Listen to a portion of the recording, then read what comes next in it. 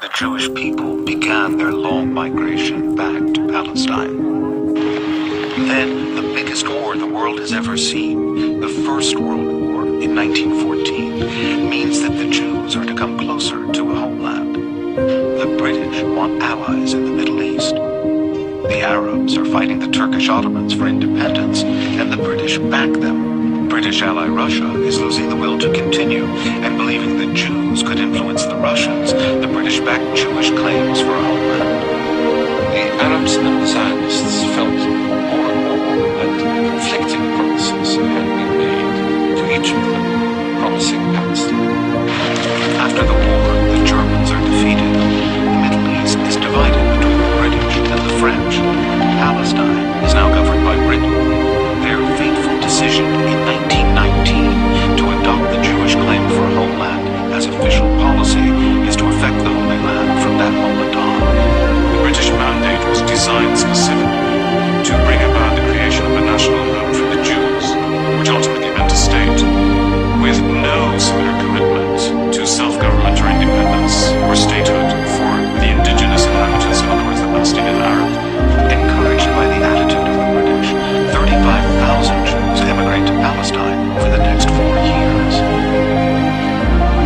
Palestinian unease about the influx leads to riots against the Jews and the British, culminating in the 3-year Arab Revolt of 1936. The Palestinians are crushed by the British and their leadership destroyed.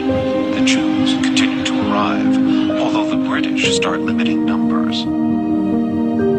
The end of the Second World War makes the question of a recognized homeland a priority. 6 million Jews are exterminated in the Nazi death camps during the Holocaust, and the survivors are determined that it will never happen again. With no safe haven in Europe, because countries turn them away, they look to the land of Palestine, a land the Jewish Bible, the Torah, calls Israel. But the Palestinian Arabs don't want any more Jews immigrating, and to keep the peace, the British limit the influx, turning boatloads away. Horrified by the British attitude and fearful that they might lose their claim to a homeland, some Zionists turn to terrorism. But as these early pictures show, the British got tough.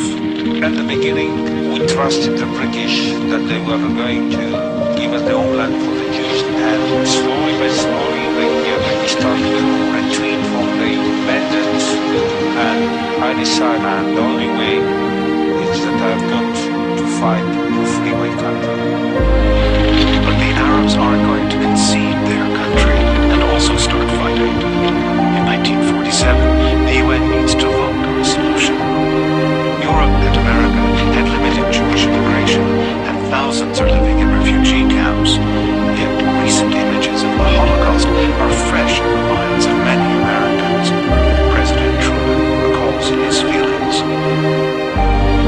It is my attitude that the American government couldn't stand idly by while the victims of Hitler's madness were not allowed to build new lives. Zionists lobby the UN delegates to vote yes. United Kingdom, abstain. United States, yes. The resolution of the DUC Committee for Palestine was adopted by 33 votes, 13 against, 10 abstentions. The UN decide that Palestine should be divided into separate Jewish and Arab states. The Palestinian Arabs are allocated sections to the northwest, in the center, a strip by the sea, and land on the Egyptian border. The Zionists are given what remains, while Jerusalem is to be controlled by the UN. But the Palestinians reject the plan.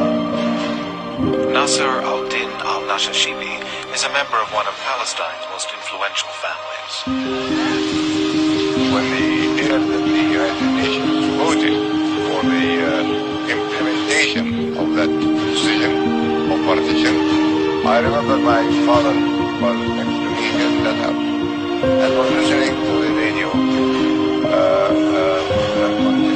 about the vote dividing Palestine, and he said, "Mark,